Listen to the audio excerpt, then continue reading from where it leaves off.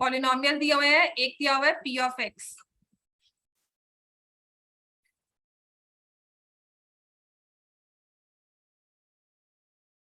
P of X हमें दिया हुआ है as ax cube minus 3x square plus 4, और दूसरा पॉलिनोमियल दिया हुआ है g of x 2x cube minus 5x plus a।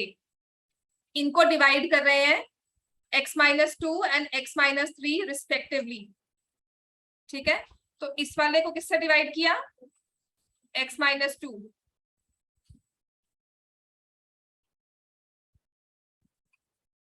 और g ऑफ x को किससे मल्टी डिवाइड किया है, x minus 3। Remainders are p and q, दोनों के रिमाइंडर्स आ रहे हैं p एंड q। तो हमें दिया हुआ है p minus 2q is equal to 4, find the value of a। पहले तो मैं क्या करूंगी, रिमाइंडर निकालूंगी रिस्पेक्टिव, है ना। तो रिमाइंडर्स कैसे निकालते हैं, p ऑफ x में क्या पुट करेंगे, p ऑफ x में क्या पुट करेंगे 2। समझ में आ गया, क्योंकि x माइनस 2 से डिवाइड हो रहा था, इसको इक्वल टू 0 पुट किया तो x की वैल्यू क्या आई 2। तो p जो होगा that will be equal to p of 2। क्या होगा p of 2, a into 2 cube minus 3 into 2 square plus 4। 8a 8a 2 का क्यूब हो रहा है, a का थोड़ी ना। हाँ, 8a माइनस 12 प्लस 4 माइनस 8। समझ में आ गया। ऐसे ही अब यहां से q निकालो, q की वैल्यू क्या आएगी, उसके लिए हमें क्या निकालना है, g ऑफ 3। समझ में आ गया ना ये। तो अब इसमें पुट करेंगे 2 इंटू 3 का क्यूब माइनस 5 इंटू 3 प्लस 8। 8 2 जा 16 माइनस 15 प्लस 8, 1 प्लस 8।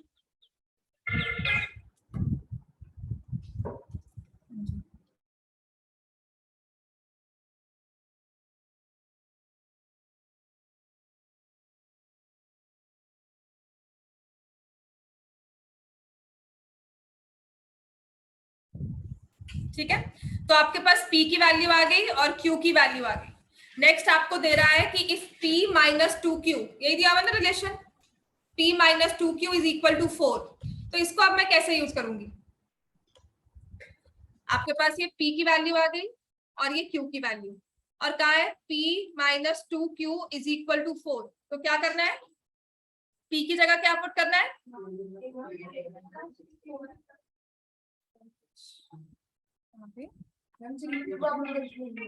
हाँ मैंने एक ही देखा।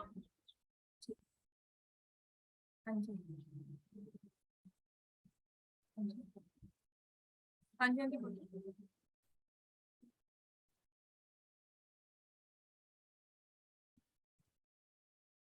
ठीक है ठीक है, हाँ जी ठीक है ठीक है, हाँ जी हाँ जी ठीक है।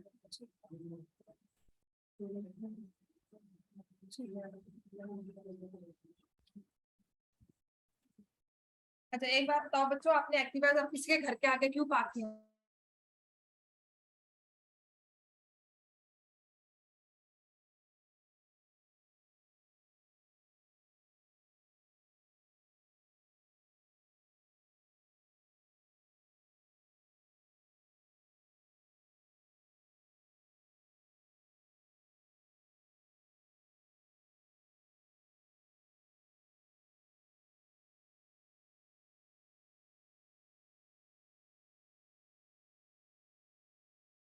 अभी शिफ्ट कराओ, या तो कोई किस किस के बाहर लगे हुए हैं घर के सामने, 3 में तुम्हारा।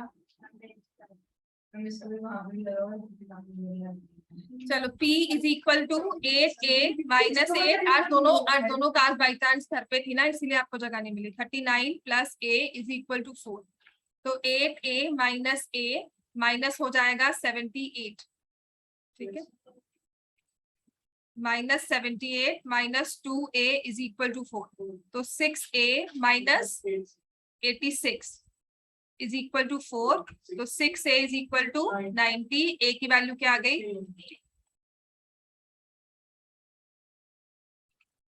समझ में आ गया ये?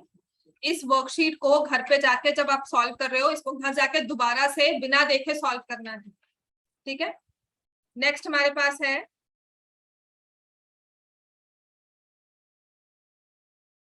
सॉल्व हो गया ये, ठीक है? नेक्स्ट अपने पास है ये वाला question, x square plus 1 by x square is equal to 14, find the value of x cube plus 1 by x cube. ये आप खुद करोगे, अभी मैं नहीं करवाऊंगी।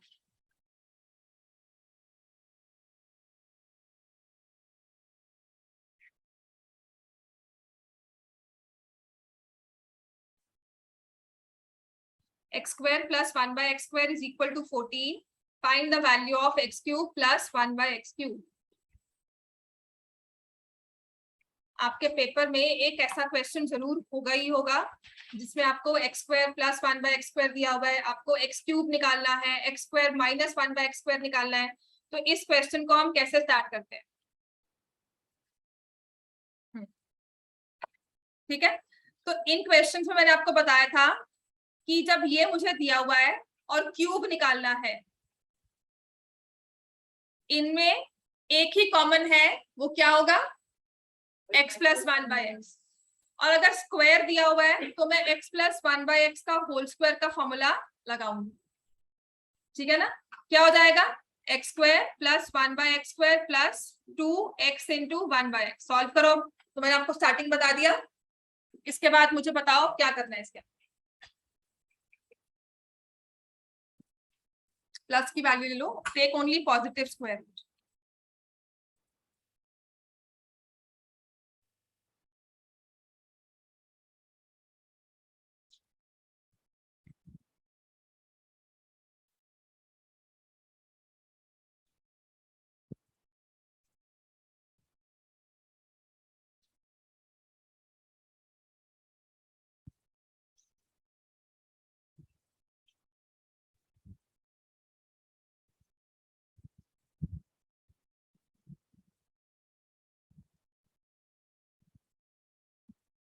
समझ में आ गया?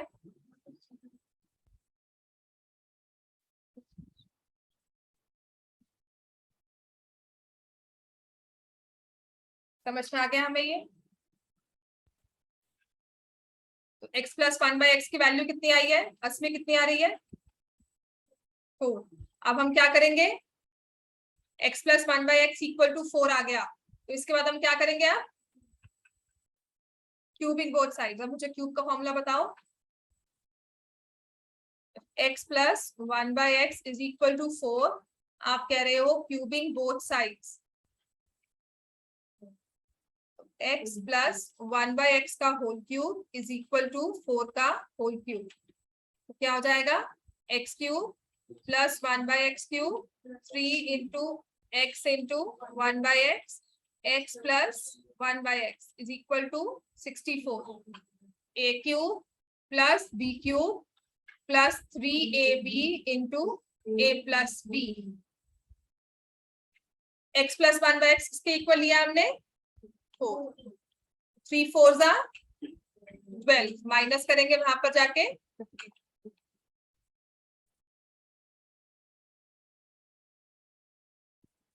तो यहाँ से आ जाएगा x cube plus 1 by x cube is equal to 52। Clear है बच्चे इतना सबको? तो ये आंसर हमारे पास आ गया 50।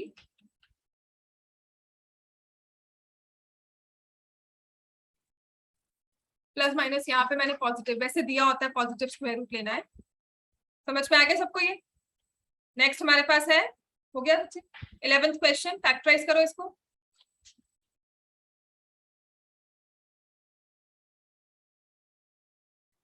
11th एंड 12th, इसके बाद मैं कोऑर्डिनेटर्स के 3-4 क्वेश्चन जो रहते हैं वो करवा दूंगी।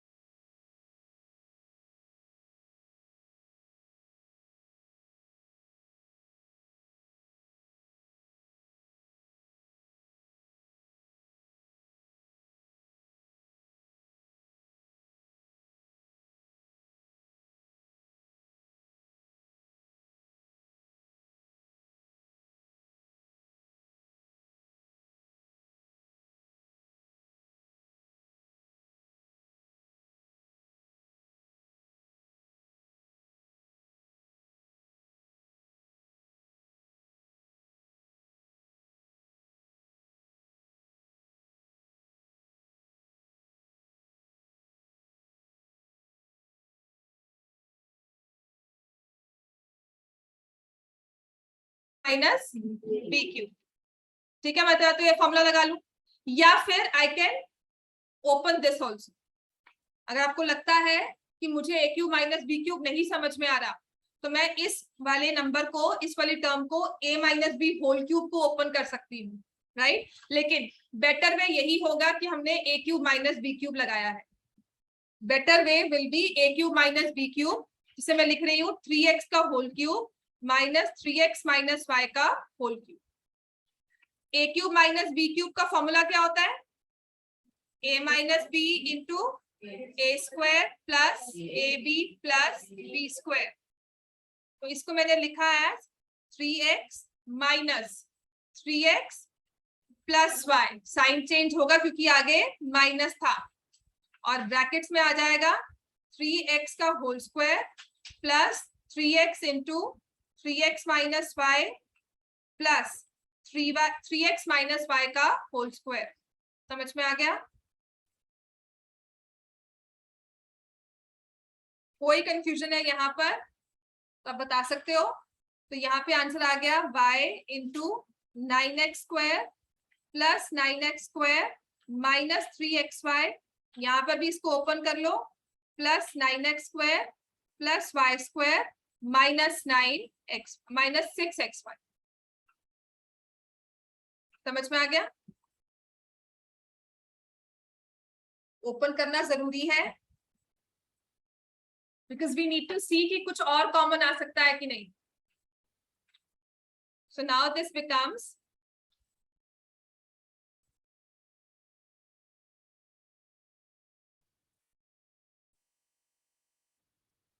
अब ये बन जाता है y इंटू 9 9 और ये 9 कितना हो गया 27x square plus y square minus 9xy।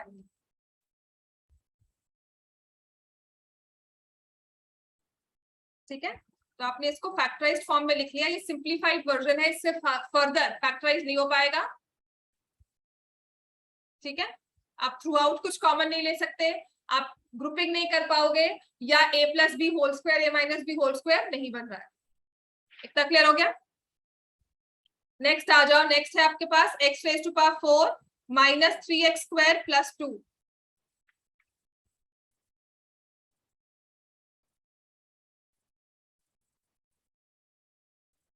क्या करना चाहिए इसमें?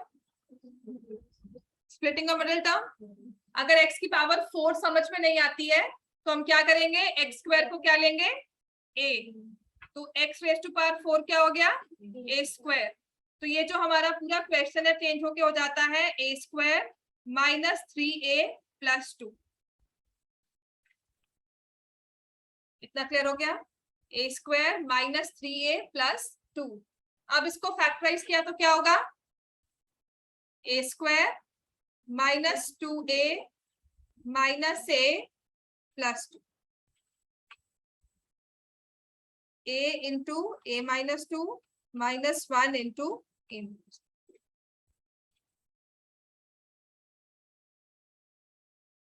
a minus 1 a minus 2।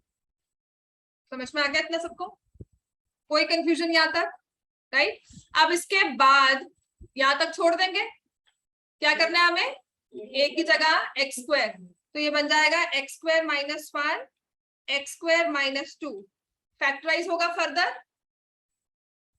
x square minus 1 को फैक्टराइज करेंगे क्या आएगा, x plus 1 into x minus 1 and x square minus 2 यहाँ पर भी छोड़ सकते हैं, वरना लिख सकते हैं x plus root 2 x minus 2।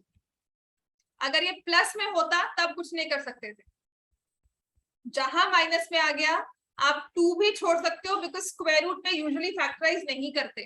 लेकिन अगर आप कर भी दोगे कोई कंफ्यूजन नहीं है उसमें, इट बी फाइन। लेकिन अगर ये x स्क्वायर प्लस 2 होता तब हम कुछ नहीं करते, एज इट इज उसे छोड़ देते। समझ में आ गया? अब लास्ट वाला क्वेश्चन ये इंपॉर्टेंट है,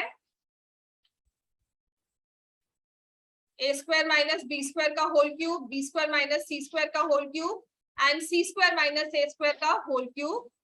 और नेक्स्ट हमें दिया हुआ है a minus b, b minus c whole cube and c minus a whole cube. तो क्या करना चाहिए, इसमें फॉर्मूला कौन सा लगता है?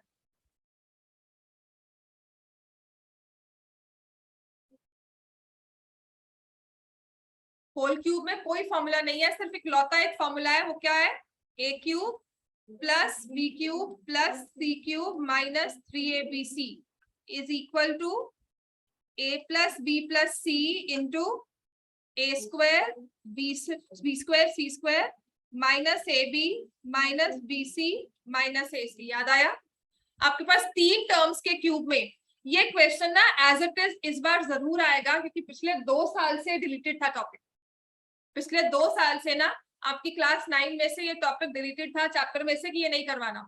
तो अगर पिछले 2 साल से नहीं करवाया ना, और ये क्वेश्चन 2 या 3 मार्क्स में आता ही आता है, क्योंकि बहुत डायरेक्ट है, डायरेक्ट फॉर्मूला एप्लीकेशन है।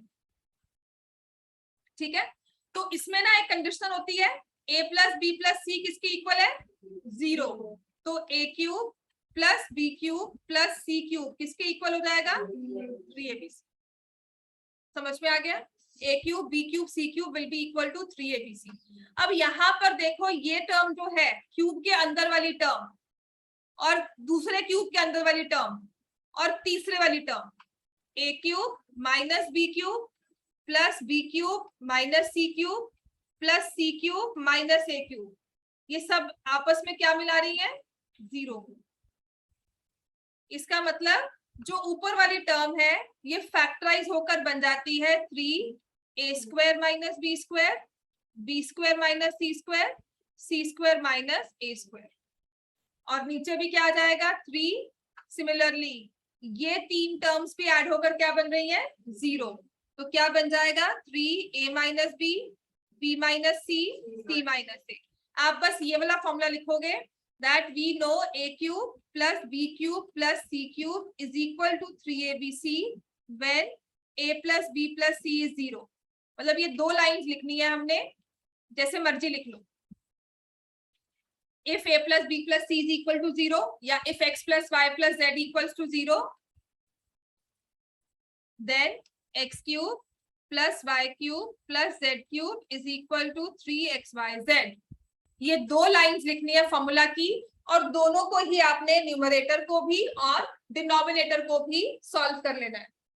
ठीक है, तो in the numerator it will come out as 3a square minus b square, b square minus c square, c square minus a square, और नीचे हो जाएगा 3a minus b, b minus c, c minus a। ये 3 और 3 हो गया cancel. a square minus b square क्या होता है? a minus b, a plus b, b minus c b क्या हो गया? b plus C, c minus a, c minus a, c plus a, और नीचे यही 2 टर्म्स जो हमारी तीनों टर्म्स हैं उसे लिख लेंगे। दिस कैंसल्स, और ये आंसर आ जाएगा a plus b into b plus c into c. ये हो गया हमारा। क्लियर हो गया इतना सबको? ठीक है, चलो कोऑर्डिनेटर्स निकालेंगे आप। राइट, हाँ, लास्ट क्वेश्चन है, रोम्बस वाले में थोड़ी सी कंफ्यूजन आई थी, वो मैं ठीक कर देती हूँ। ठीक करवा देती करूँ आगे। हाँ, उस क्वेश्चन में ना, बिकॉज वो पैरेललोग्राम गिवन है, रोम्बस नहीं गिवन है, इसीलिए 1-to-1 कॉरेस्पॉन्डेंस नहीं बनती, बिकॉज पैरेललोग्राम में डायगोनल एंगल बाइसेक्टर नहीं है। बिल्कुल गलती, तुमने जो पहले कहा था ना, बिल्कुल ठीक कहा था, और एंगल्स कहा था ना, वो बोला ठीक है। क्वेश्चन नंबर 6 दोबारा से करवा रही हूँ। क्वेश्चन नंबर 6 पिछले वाले प्रूफ से बेटर होगा ये प्रूफ। वो प्रूफ 1-to-1 कॉरेस्पॉन्डेंस से हम नहीं ले सकते। Plus why will I not stand, तो मैंने करवाया था पर वो गलत ही था, नहीं करना चाहिए उससे। क्यों? क्योंकि जब आपने पैरेललोग्राम ड्रॉ किया है ना, हमने उसमें ये नहीं कहा कि पैरेललोग्राम के जो डायगोनल्स हैं वो एंगल्स को बाइसेक्ट करते हैं, इसीलिए 1-to-1 कॉरेस्पॉन्डेंस नहीं हो रही। हम ये तो कहते हैं कि ये वाला एंगल जो है वो इसके इक्वल है, ये वाला एंगल जो है वो इसके इक्वल है, this is fine, alternate interior angles बनते हैं। लेकिन जब हम ट्रायंगल्स की कॉन्ग्रुएंसी लिखते हैं ना पैरेललोग्राम में, तो ABD और CBD नहीं हो सकता, वो होता है triangle ADB is congruent to triangle DBC. Sorry.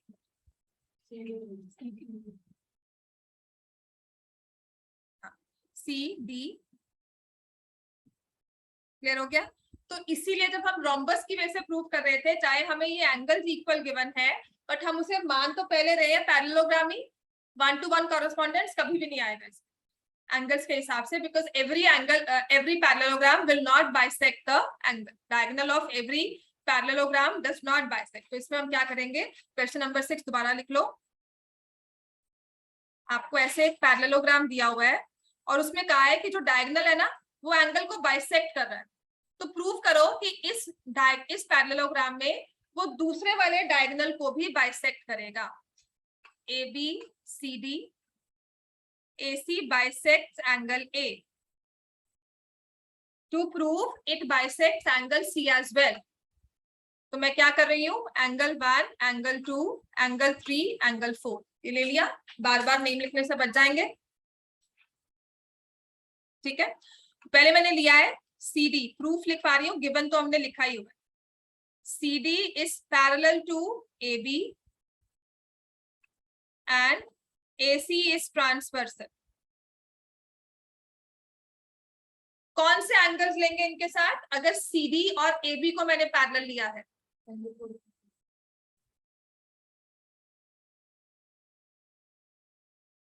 कौन से एंगल लेंगे? AB के साथ देखो एंगल 2 आ रहा है, CD के साथ कौन सा आ रहा है, एंगल 4। तो I will take angle 2 is equal to angle 4, क्या बन गए, ऑल्टरनेट इंटीरियर एंगल्स। अब अगर एंगल 1 और एंगल 3 को लेना है तो एंगल 1 के साथ पैरेलल लाइन कौन सी है, AD। तो अब लिखेंगे AD is parallel to CB and फिर से AC is transversal, so therefore angle 1 is equal to angle 3, ये भी क्यों बन रहे हैं, ऑल्टरनेट इंटीरियर एंगल्स। और हमें और क्या गिवन है, एंगल 1 इक्वल टू एंगल 2, ये क्या है गिवन। तो इसको 1, इसको 2 और इसको 3, फ्रॉम 1, 2 एंड 3। एंगल 2 कह रहा है I am equal to angle 4, एंगल 3 कह रहा है I am equal to angle 1, और 1 और 2 कह रहे हैं हम आपस में इक्वल है। तो इसका मतलब क्या हुआ, angle 3 is equal to angle 4 और AC बाइसेक्ट्स एंगल C। ठीक हो गया। तो जिस पैरेललोग्राम में डायगोनल ने एक एंगल को बाइसेक्ट किया, वो दूसरे वाले एंगल को भी बाइसेक्ट करेगा, और ये पैरेललोग्राम क्या बन जाएगा, वो नेक्स्ट पार्ट में हम प्रूव कर रहे हैं, रोम्बस। वो कैसे,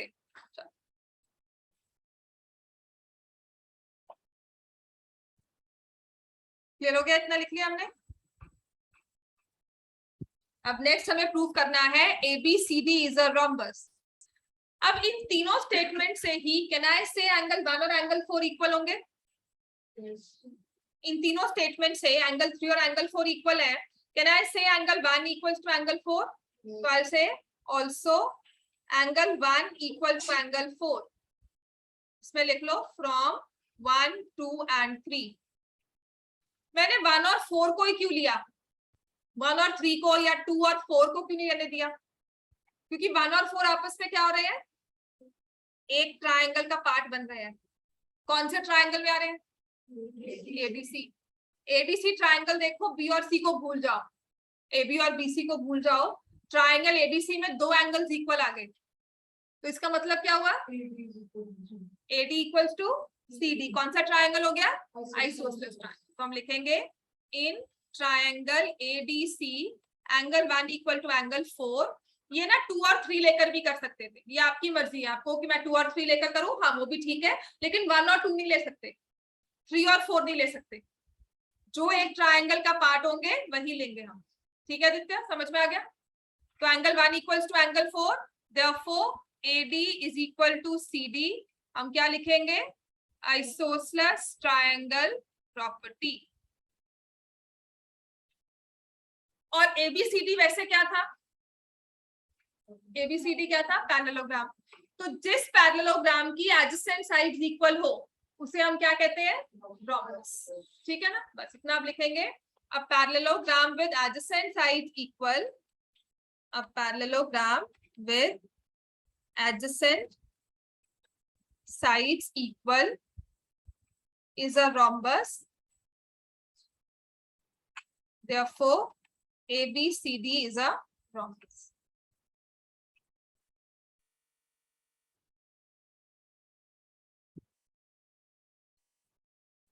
समझ में आ गया, hence proof।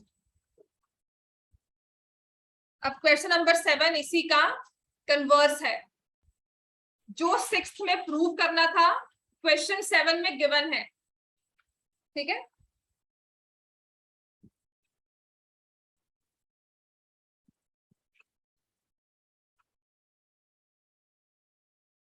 क्वेश्चन 6 में जो प्रूव करना था ना क्वेश्चन 7 में गिवन है, और जो हमें गिवन, जो हमने प्रूव किया था, मतलब जो हमें गिवन था वो हमें प्रूव करना है। इसमें लिखा है ABCD इज अ रोम्बस, दिया हुआ है कि रोम्बस है और उसके डायगोनल्स बाइसेक्ट करते हैं, ये प्रूव करना है। ठीक है, चलो लिखो डायगोनल्स हमारे, पहले तो एक रोम्बस ड्रॉ करेंगे।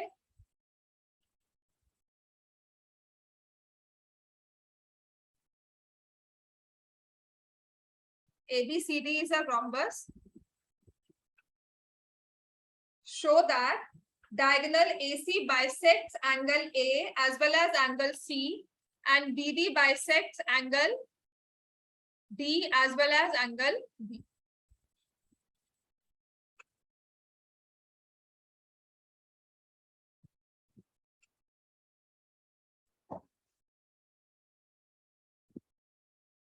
Given rhombus ABCD. To prove AC bisects angle A and angle C, BD bisects angle B and angle D. कैसे प्रूव करना चाहिए इसको?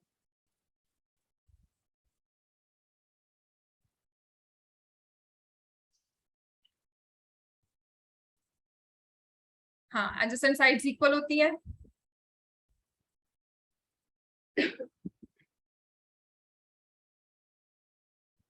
एडजेसेंट साइड्स इक्वल है, हाँ जी, तो ये इक्वल हो जाएंगे। और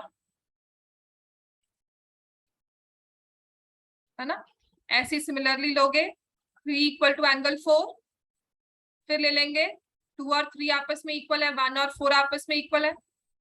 एक प्रूफ तो ये है। इसमें ट्रायंगल्स कॉन्ग्रुएंट कर सकते हैं, ठीक है ना, क्योंकि डायगोनल्स क्या करते हैं आपस में, परपेंडिकुलर होते हैं। तो इसमें डायगोनल्स बाइसेक्ट भी करेंगे, क्योंकि रोम्बस तो दिया ही हुआ है हमें। समझ में आ गया, हमने सिर्फ डायगोनल्स एंगल्स को बाइसेक्ट करते हैं, ये प्रूव करना है। कॉन्ग्रुएंसी से थोड़ा सा इजी हो जाएगा, व्हिच आई फील। मैंने अगर इसको ले लिया AOD और BOD, AB is equal to AD, AO common हो गया, diagonals bisect each other, SSS से कॉन्ग्रुएंसी प्रूव कर दी। Angle 1 equal to angle 1 equal to angle 2। Similarly यहाँ पे प्रूव कर देना 3 equal to angle 4, and similarly by taking diagonal BD we can prove the same thing. ठीक है, लिखोगे अपने आप, चलो लिखो, वो थोड़ा सा लंबा हो जाएगा, और कुछ नहीं। हमने AD और लिया 1 equal to 3, then I will say 1 equal to 4, 3 equal to 2 और 2 इक्वल टू 4, वो भी लिख सकते हो।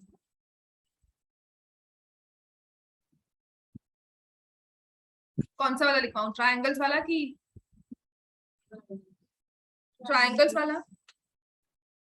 In triangle AOD and triangle AOB, AO is equal to AO common, AD is equal to AB because these are sides of rhombus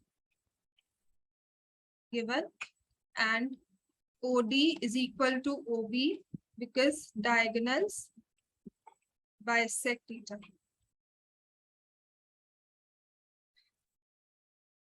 So triangle AOD is congruent to triangle AOB by SSS congruency rule. So angle 1 equal to angle 2 CP/CT.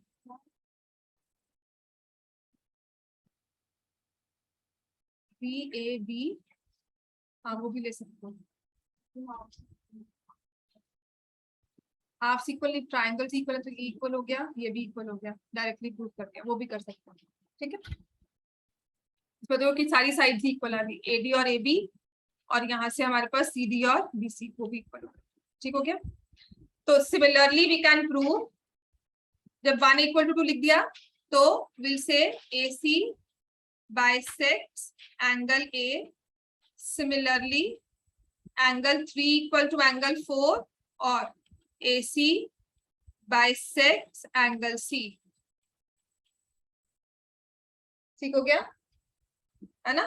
अब ऐसे इसके बाद लिख लेंगे similarly we can prove,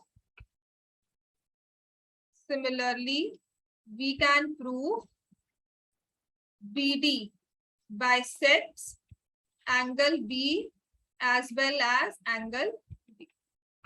Hence proof. इतना clear है सबको?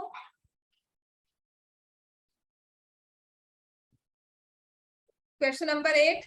अब इसी चीज को रेक्टेंगल के साथ दिया हुआ है.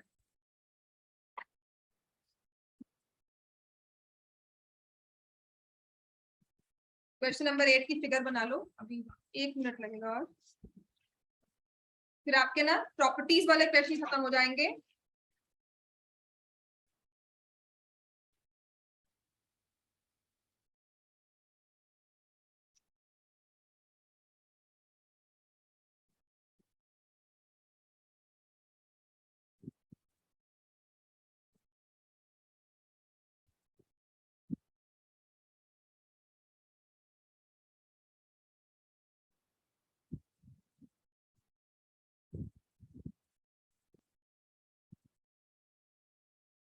Question number 8. ABCD is a rectangle.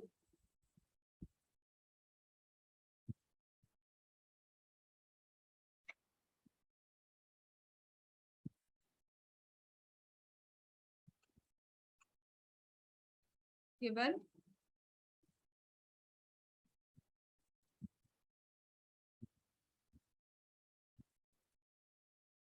to prove, अच्छा, in which AC bisects angle A and angle C.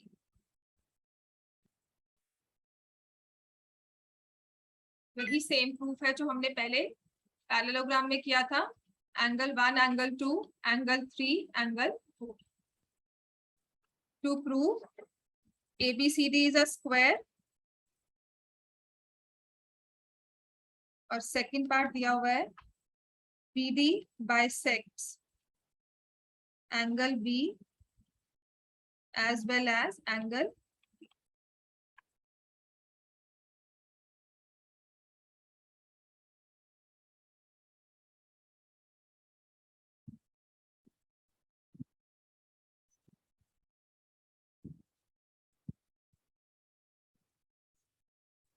ठीक है, मुझे ABCD स्क्वायर प्रूव करना है. एक रेक्टेंगल स्क्वायर का बनता है जब उसकी एडजेसेंट साइड्स क्या हो, इक्वल. देखो आपको पता है ABCD is a rectangle, therefore angle DAB is equal to angle DCB, each 90 degree. ठीक है, half of angle DAB is equal to half of angle DCB.